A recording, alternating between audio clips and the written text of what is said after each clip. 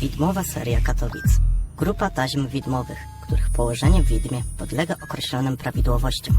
Powstaje w wyniku przeskoku jednostek pamięci kulturowej w obiektach z różnych poziomów świadomości i dziedzictwa na ten sam dla danej serii poziom spektrum dźwiękowego. Budowa serii widmowej charakteryzuje miejsce, którego dziedzictwo emituje promieniowanie niedostrzegane, ukryte, potencjalne.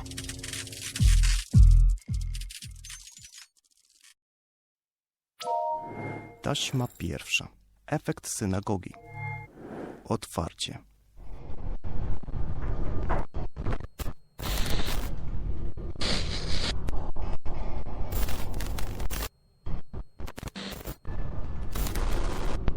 Dla uczczenia pamięci żydowskiej mieszkańców Katowic, składzonych przez niemieckiego okupanta w latach 1939-1945. Katowiczanie.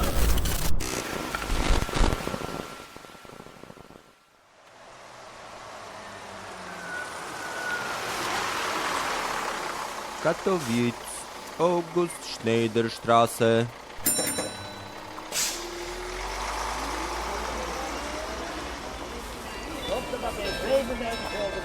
Po ile te majtki? Ostry nacienki czy mieszane? Wiesz, to mam takiego znajomego, on powiedział, że to wszystko wina Żydów, ale ty, czekaj. W tym miejscu stała wielka synagoga zburzona przez oprawców hitlerowskich we wrześniu 1939 roku. Co? No, ty wiedziałeś, że to była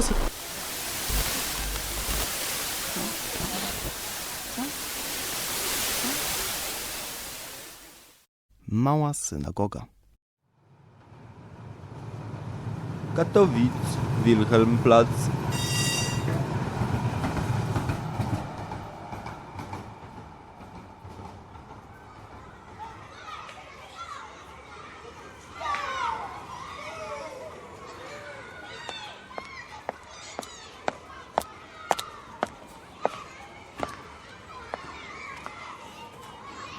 Wstępujcie w jego bramy wśród dziękczynienia, wśród hymnów w jego przedsionki. Chwalcie go i błogosławcie go.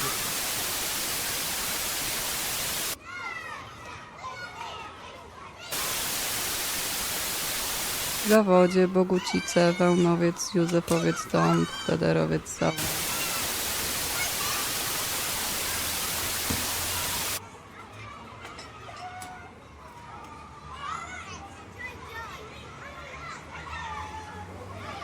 To samie Grünfeld! A, ja, to je Grünfeld. Gut, żonie nasz! Ja, richtig gut.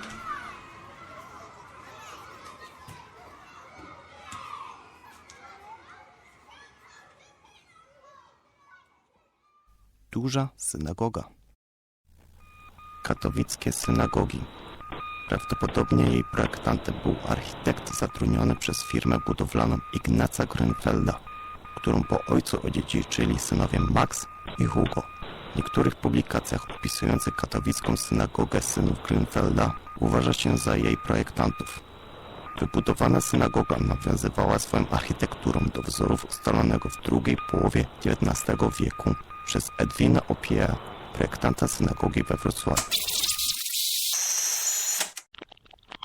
Kochaj wiecznego Twojego Boga, kochaj prawdę i sprawiedliwość, kochaj Twojego bliźniego jak siebie samego. Kochaj obcy.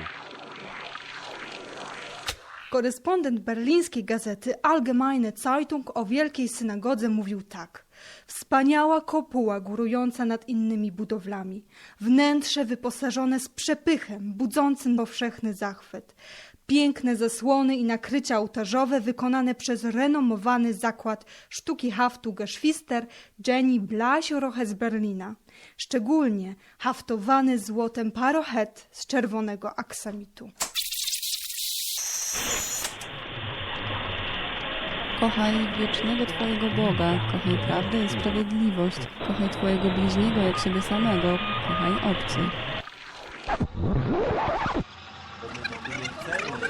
Nie chcemy ich, bo my ich tu nie chcemy.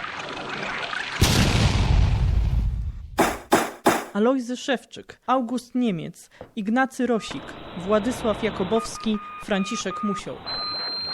9 grudnia 1936 roku.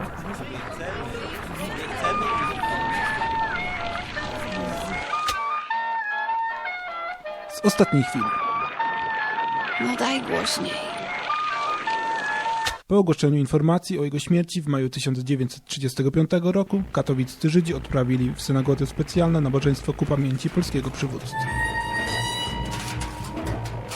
4 września 1939 roku do synagogi wielkiej spędzili kilkuset Żydów, a następnie obiekt podpalono. Po wygaśnięciu pożaru w piwnicach szukano kosztowności, lecz żaden drogocenny przedmiot nie został znaleziony. Z jakichś nam dziś nieznanych przyczyn ruiny synagogi przetrwały cały czas II wojny światowej i ostatecznie po 1945 roku zostały rozebrane przez polskie władze. Starsi mieszkańcy opowiadają, że jej cegły wywieziono do Warszawy w ramach akcji Cały naród odbudowuje swoją stolicę. Funkcjonująca po wojnie nowo powstała gmina żydowska miała plany odbudowania wielkiej synagogi.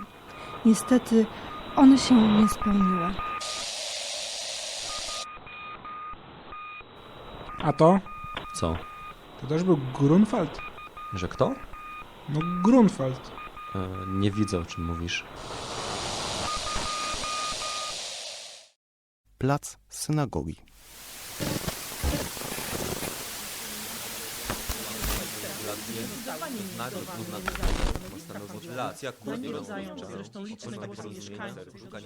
Żeby to miejsce służyło miastu, którego jesteśmy obywatelami, powinno pokazywać historię Żydów, Katowic oraz innych wspólnot wyznaniowych, które budowały to miasto.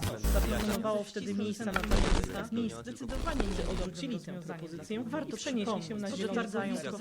Chaos i lekceważenie mieszkańców, brak rozmów, kłamstwa i manipulacje to znak rozpoznawczy tej władzy. Od lat zabiegam o rozmowę, o próbę porozumienia, poszukanie drogi wyjścia. Niestety z drugiej strony jest tylko zaciśnięta pięść z przekazem my wiemy lepiej i pokażemy swoją siłę, bo mamy prawo. Funkcja kulturotwórcza. Tego typu targowisko, funkcjonujące w ścisłym centrum miasta, zdecydowanie nie jest dobrym rozwiązaniem dla tego miejsca. Potwierdzają to zresztą liczne głosy mieszkańców, którzy skarżą się, że teren, który powinien być wizytówką miasta, wygląda jak tani bazar obwieszony bielizną. Trudno się z takimi opiniami zgodzić. Otóż wyjaśniam, że synagoga nie będzie spełniała tylko funkcji religijnej. Jej główną istotę ma stanowić funkcja kulturotwórcza. Może to być miejsce koncertów, spektakli teatralnych i wystaw. Ma pokazywać historię miasta, które kiedyś było otwarte i wielokulturowe, gdzie wszyscy się dogadywali pomimo różnic, gdzie władzę sprawowali ludzie, którzy słuchali mieszkańców, bez względu na ich status czy różnice kulturowe lub religijne.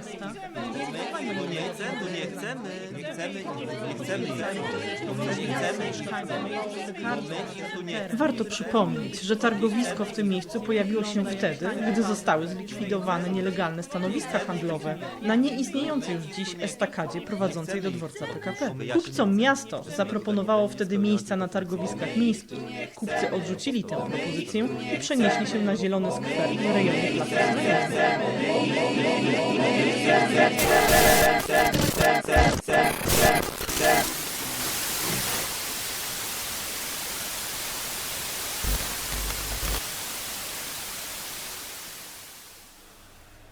Chcemy odbudować świątynię. Naszym marzeniem jest odbudowa synagogi. To realna sprawa, choć oczywiście zajmie sporo czasu. Najpierw trzeba będzie odkupić plac synagogi od obecnego właściciela. Jest dobra wola. Pozostaje jeszcze kwestia rozsądnej ceny.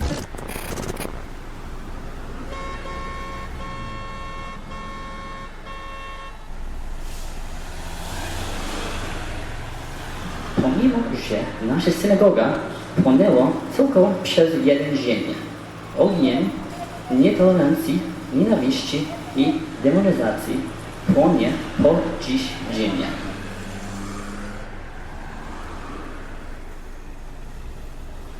Katowice, Mickiewicza.